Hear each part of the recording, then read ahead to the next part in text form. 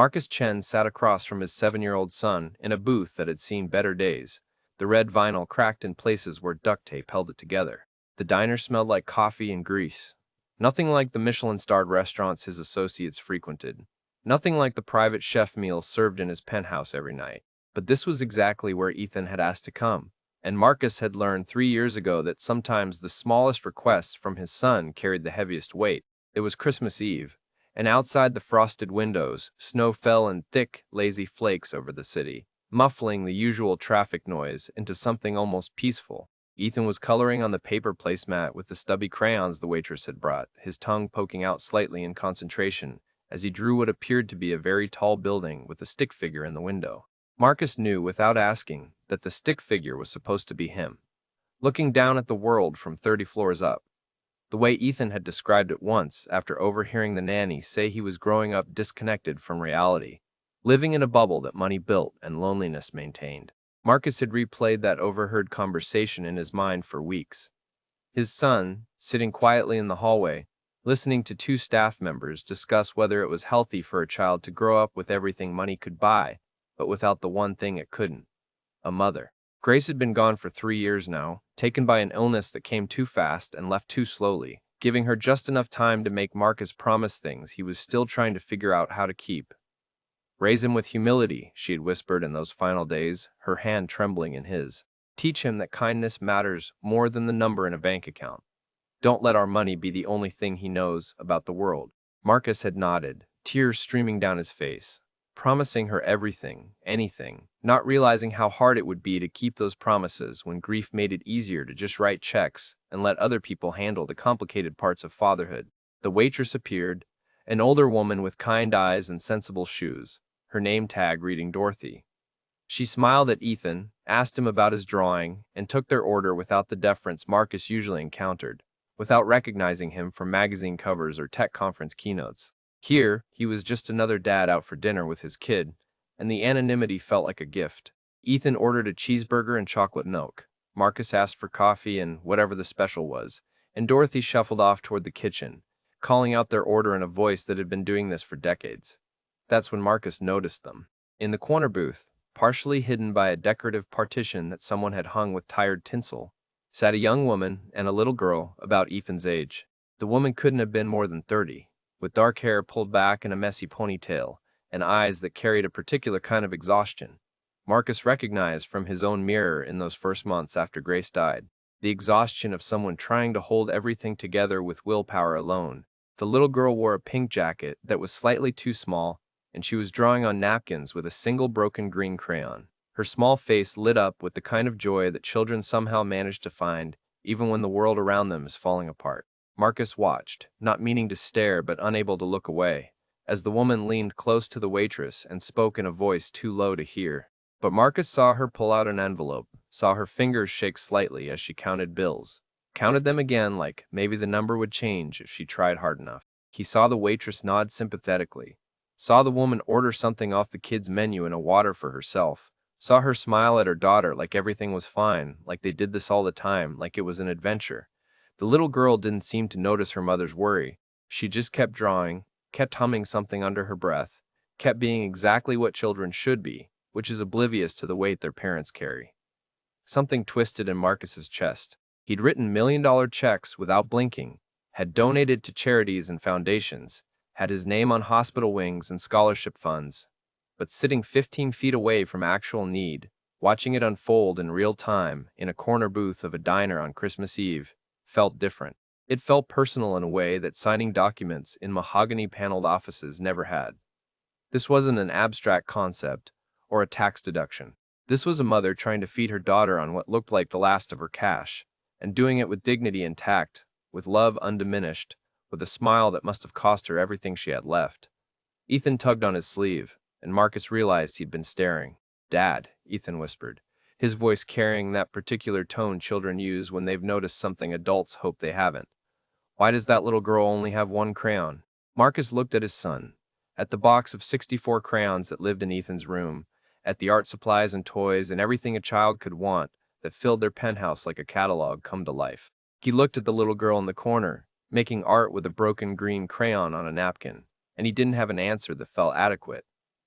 I don't know, buddy, Marcus said quietly, and it was the truth. He didn't know why the world worked this way. Why some children had everything, and others had one broken crayon, and a mother who counted bills twice before ordering the cheapest item on a menu. Grace would have known what to say. Grace always knew how to talk to Ethan about the hard things, about fairness and unfairness, about how kindness was the only reasonable response to a world that didn't make sense. But Grace wasn't here, and Marcus was left trying to figure out fatherhood one moment at a time, hoping he wasn't failing too badly at the promises he'd made to a woman who couldn't check his work anymore. Their food arrived, and Marcus barely tasted it. He watched the corner booth, watched the mother and daughter share bites of a single kid's meal, watched the little girl offer her mother half of everything, even though the mother kept insisting she wasn't hungry. It was a dance Marcus recognized, the sacrifice parents make, pretending they don't need things so their children can have more. He'd seen Grace do it in different ways, giving up sleep to sit with Ethan through nightmares, giving up her own treatment options because they would have meant less time with her son, giving up her own peace at the end so she could use her last breaths to make Marcus promise to be the father Ethan deserved. Marcus made a decision. He caught Dorothy's eye as she passed and gestured for her to come over. The table in the corner, he said quietly, pulling out his wallet. I'd like to pay for their meal, and could you bring them whatever dessert special you have? Tell them it's on the house for Christmas. Don't mention me. He handed Dorothy enough cash to cover both meals and a generous tip, the kind of tip that might make her own Christmas a little easier. Dorothy looked at him with those kind eyes, the eyes of someone who'd seen enough of life to recognize goodness when it showed up in her section, and she nodded. That's real nice of you, she said, and walked away before Marcus could feel self-conscious about it. Ethan was watching him. What did you do, Dad? Marcus smiled at his son, hoping this was the kind of lesson Grace had meant, hoping he was getting it right.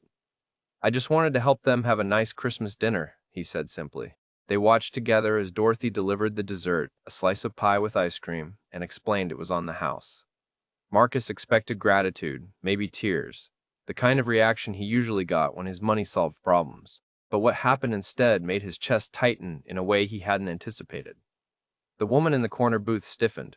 Her face, which had been soft with love as she watched her daughter eat, went carefully blank. She shook her head firmly and spoke to Dorothy in a voice that carried across the diner now, dignity turning into something sharp and protective. I appreciate the thought, but we don't accept charity, she said clearly. We pay for what we eat. Please take this back. Dorothy looked uncomfortable, glanced back at Marcus with an expression that said she'd tried, and started to pick up the pie. The little girl's face fell, her eyes fixed on the dessert that was being taken away, but she didn't complain. She just looked at her mother with complete trust, the kind of trust that believes parents know best even when it means giving up pie. Marcus felt something shift inside him. This wasn't about the money. This woman wasn't refusing help because she didn't need it. She was refusing it because she needed it too much. Because accepting it would mean admitting something she wasn't ready to admit. Because pride was sometimes the only thing left when everything else had been stripped away. He understood that. He felt it himself in those early days of grief when people offered condolences and casseroles. And he wanted to scream that nothing they could give him would bring back what he'd lost. Ethan was watching the little girl, and Marcus saw something happening on his son's face, some recognition that children have when they see unfairness in its purest form. Before Marcus could stop him, before he could think about whether it was appropriate or intrusive or any of the things adults worry about, Ethan slid out of the booth. He walked over to their table, carrying the new coloring book Marcus had bought him earlier that day, the one with the thick pages and the elaborate designs, and he held it out to the little girl with the kind of unself-conscious generosity that only children possess.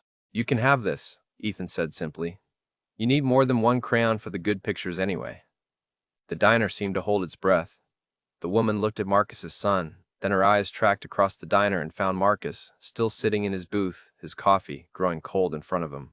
Their eyes met, and Marcus saw everything in that moment. He saw her fear and her pride, her exhaustion and her fierce love, her desperation and her dignity, all tangled together in a gaze that lasted only seconds, but felt like it stretched across the distance between their completely different lives. If you're feeling this story so far, please hit that like button and subscribe for more stories that touch the heart. Because what happened next changed everything, not just for that night, but for all of them. The little girl was already reaching for the coloring book, her face transforming with joy, and her mother's carefully constructed composure cracked just slightly. Marcus stood up. his legs moving before his brain fully caught up with what he was doing, and he walked over to the corner booth where his son stood waiting, where a stranger and her daughter sat frozen in a moment that could go either way. He stopped a respectful distance away, not wanting to intrude, not wanting to make this harder than it already was. "I'm sorry," Marcus said, and he meant it. "My son has a habit of giving away his things to kids who look like they might appreciate them more than he does. I'm Marcus, Ethan's dad." He didn't say his last name. He didn't mention the company or the money or anything that would turn this into something other than what it was, which was just two parents existing in the same space on Christmas Eve, trying to do right by their children. The woman looked at him for a long moment, and Marcus could see her calculating, trying to figure out his angle, trying to determine if this was safe or dangerous or somewhere in between. Finally, she spoke, her voice softer now, tired in a way that went bone deep. "Sarah," she said. "And this is Lily." She looked at her daughter, at the joy on Lily's face as she opened the coloring book, and something in Sarah seemed to surrender. "Thank you," she said to Ethan. "That's very kind of you." Ethan beamed, the kind of smile that had been rare since Grace died, and he asked, "Can Lily color with me?" And just like that, the tension broke. Just like that, two children who didn't know about money or pride or the complicated adult reasons people kept walls up between each other started talking about their favorite colors and what they were going to draw. Marcus looked at Sarah, and Sarah looked at Marcus, and in that moment, neither of them knew that this chance encounter in a rundown diner on Christmas Eve was going to change absolutely everything. They just knew that their children were smiling, and sometimes, when you're a parent doing it alone, that's enough reason to take a chance on a stranger's kindness, even when pride says you shouldn't. The children were already deep in conversation about whether dragons should be green or purple, their voices overlapping with the easy enthusiasm of 7-year-olds who'd found a kindred spirit. Lily had spread the coloring book across the table between them, and Ethan had run back to grab his box of crayons, returning with the kind of breathless excitement Marcus hadn't seen in months. Sarah watched her daughter with an expression that broke Marcus's heart a little, a mixture of joy and pain that he recognized from his own face every time Ethan laughed at something, and Marcus realized Grace would never hear it. Marcus gestured to the empty space in the booth. "Would you mind if I sat for a minute?" he asked, keeping his voice neutral, non-threatening. Sarah hesitated, her eyes flickering between Marcus and the door like she was calculating escape routes, measuring risk. But Lily was already giggling at something Ethan said, and Marcus saw the moment Sarah made the decision to trust, even if it was just for a few minutes, even if every instinct probably told her to be more careful. "Okay," she said simply, and Marcus slid into the booth across from her, careful to maintain distance, to keep everything as unthreatening as possible. Up close, he could see the details that distance had hidden. The dark circles under her eyes that makeup couldn't quite cover, the slight tremor in her hands that she kept trying to still by folding them in her lap, the way her clothes were clean but worn, the kind of worn that comes from being washed too many times because you don't have enough outfits to rotate through. She was pretty, in that way people are when life has been hard but hasn't managed to completely extinguish the light yet. Dorothy appeared with fresh coffee, shooting Marcus a knowing look that said she'd been waitressing long enough to recognize when something significant was happening in her section. She filled both their cups without asking, left extra cream, and disappeared with the wisdom of someone who knew when to give people space. "So," Marcus said, wrapping his hands around the warm mug, trying to figure out how to navigate this conversation. "Just passing through town?" It was a safe question, the kind strangers asked each other, but Sarah's face tightened slightly before she answered. "Something like that," she said, and Marcus could hear all the things she wasn't saying in those 4 words. She looked at her daughter, at Lily's face lit up with happiness as she carefully colored inside the lines of a castle, and something seemed to break inside Sarah's carefully maintained composure. "We're actually living out of our car right now," she said quietly, the words coming out like a confession, like she was admitting to a crime instead of a circumstance. "We've been on the road for about 2 weeks. My sister lives in Ohio. She said we could stay with her until I get back on my feet. We were supposed to be there 3 days ago." Marcus felt his stomach drop.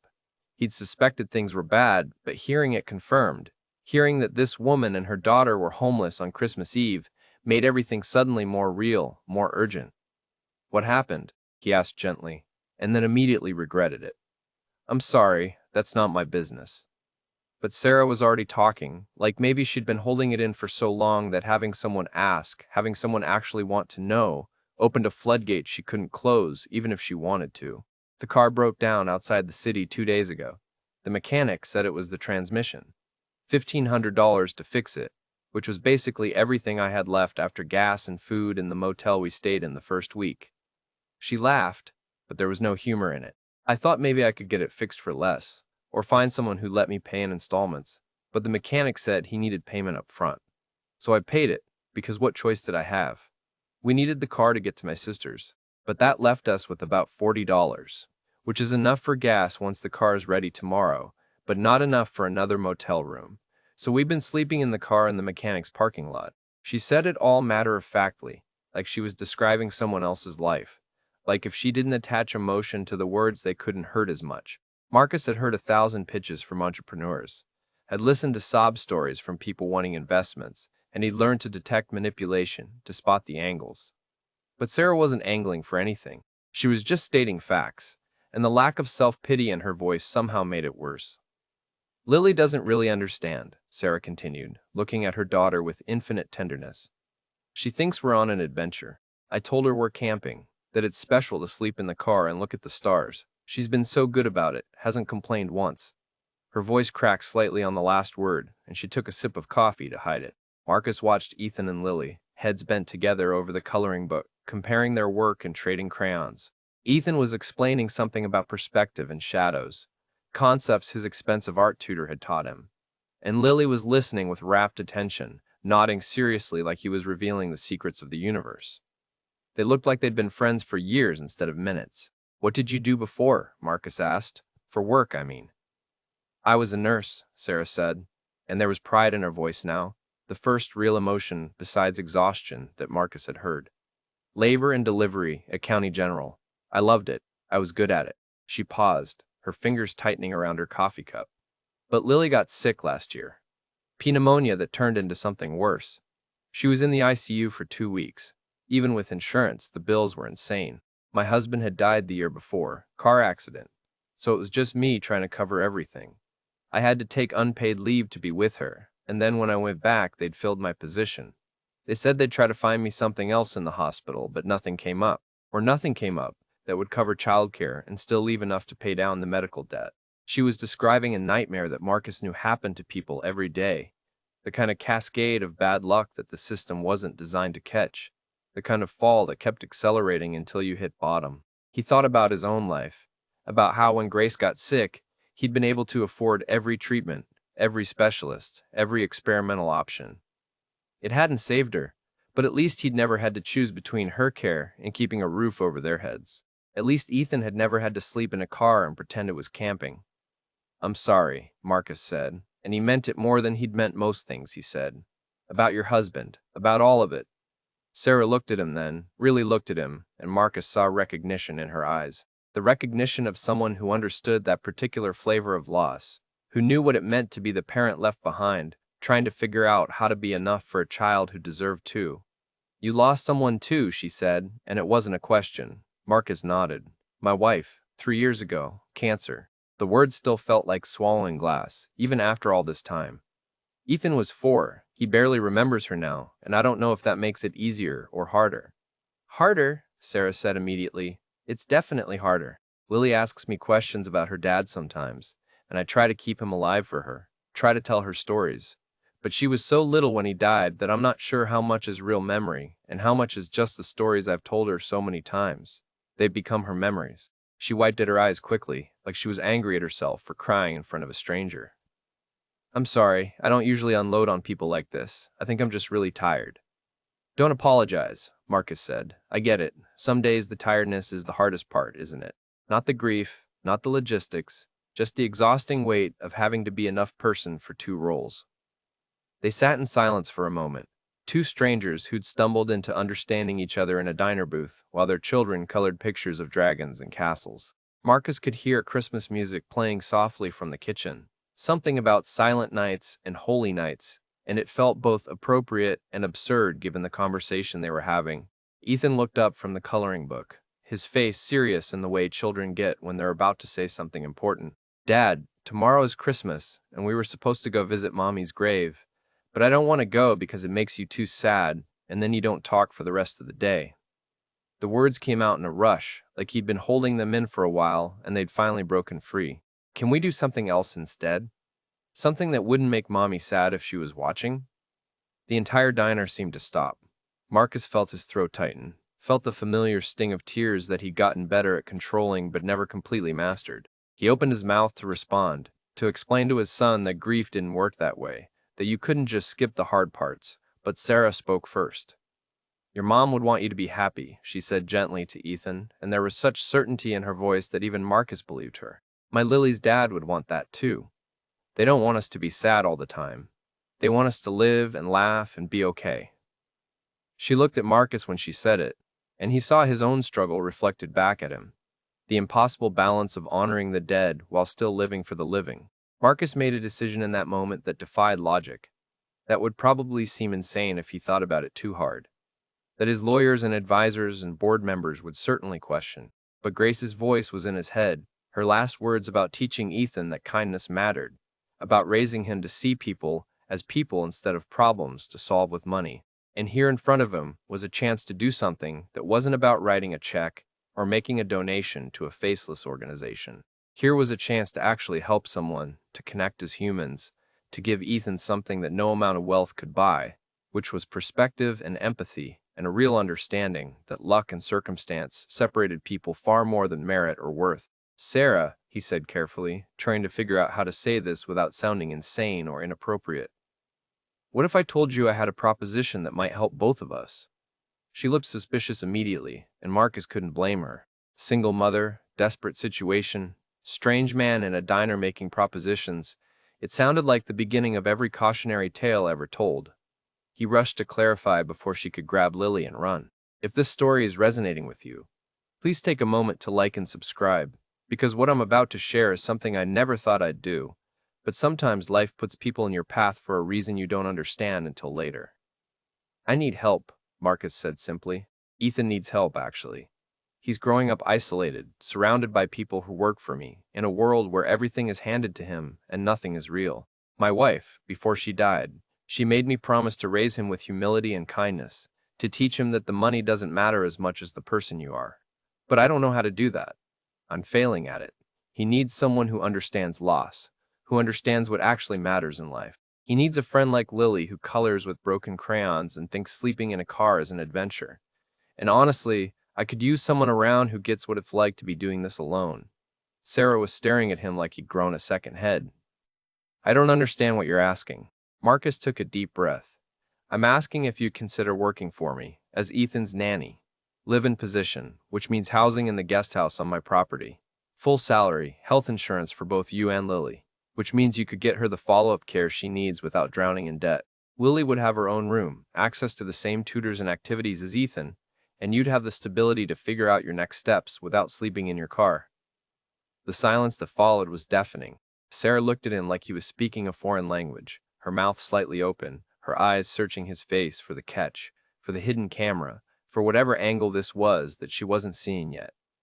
You don't even know me, she finally said, her voice barely above a whisper. You don't know if I'm qualified, if I have references, if I'm even a good person.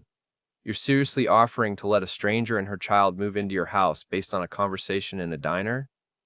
Yes, Marcus said, and he realized as he said it that he was completely serious. Look, I know this sounds crazy. You can say no, and I'll pay for you and Lily to stay in a nice hotel tonight and tomorrow, give you enough cash to get to your sisters safely, and we'll never see each other again.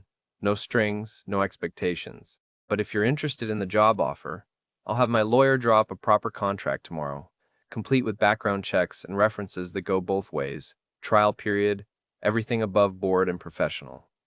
I'm not asking you to trust me blindly. I'm asking you to consider the possibility that sometimes help shows up in weird ways. Sarah looked at Lily, who was showing Ethan her drawing of what appeared to be a princess riding a dragon. She looked at her daughter's face, lit up with happiness for the first time in weeks, maybe months. She looked back at Marcus, and he could see her trying to decide if he was genuine or if this was too good to be true, trying to balance desperation against caution, hope against fear. Why? She asked finally. Why would you do this? Marcus thought about Grace, about the promises he'd made, about Ethan asking why the little girl only had one crayon. He thought about the last 3 years of hiring professionals to raise his son, of Ethan growing more isolated and disconnected, of himself writing checks to feel like he was making a difference while never actually connecting with anyone who needed help. He thought about how lonely it had been, how exhausting, how much he missed having someone around who understood what it meant to lose the person you thought you'd build a life with. Because Ethan needs what money can't buy, Marcus said honestly. He needs authenticity. He needs someone who will care about him because of who he is, not because of who I am or how much I pay them. And maybe selfishly, I need that too. I need someone around who won't treat me like a walking checkbook, who understands that being rich doesn't make you less lonely or less broken. Someone like Lily, who can teach my son that joy doesn't come from expensive toys. Someone like you who clearly knows how to be strong even when everything falls apart. Sarah's eyes filled with tears, and she let them fall this time, didn't try to hide them or wipe them away quickly. I don't know what to say. Say you'll think about it, Marcus said. Say you'll let me get you both a hotel room tonight so you're not sleeping in your car on Christmas Eve. Say you'll meet me tomorrow, somewhere public and safe, and we can talk about details and contracts and making this official if you decide you're interested. That's all I'm asking. Lily chose that moment to hold up her drawing, calling out, "Mommy, look," with such pure excitement that both adults turned to look. She'd colored the dragon in rainbow stripes, had given the princess a crown made of stars, and had written across the top in careful letters, MERRYCHRISM, the last word spelled creatively but with obvious effort. "It's for you and Ethan's dad," Lily announced proudly, "for being nice to us." Sarah looked at her daughter, looked at Marcus, looked at Ethan, who was applauding Lily's artwork with genuine enthusiasm, and Marcus saw the moment she decided to take a chance on something that made no logical sense but felt right in the way that sometimes matters more than logic. "Okay," Sarah said quietly. "Okay, I'll think about it. And yes, to the hotel room, if you're serious about that. And yes, to meeting tomorrow to talk more." She laughed, a real laugh this time, tinged with disbelief and hope in equal measure. "This is the strangest Christmas Eve I've ever had." "Mine too," Marcus admitted. And he realized he was smiling, really smiling, for the first time since he could remember. "Mine too." 6 months later, Marcus stood at the window of his study, watching Ethan and Lily chase each other through the garden below, while Sarah sat on a bench reading, looking up every few seconds to check on them with the practiced vigilance of mothers everywhere. The guest house had become their home, but increasingly, Sarah and Lily took meals with Marcus and Ethan in the main house. Increasingly, Sarah stayed after Lily was asleep, talking with Marcus about everything and nothing, sharing the kind of late-night conversations that people have when they're slowly becoming important to each other. Ethan's laugh had returned, fuller and freer than it had been since Grace died. Lily was thriving, her follow-up medical appointments all clear, her education advancing with access to resources Sarah never could have provided alone. And Marcus found himself thinking less about what he'd lost and more about what he was building. This strange patchwork family that had formed from grief and chance and a moment of connection in a diner on Christmas Eve. Sarah looked up then, catching him watching from the window, and she smiled. Not the exhausted, barely holding it together smile from that first night, but something real and warm and full of possibility.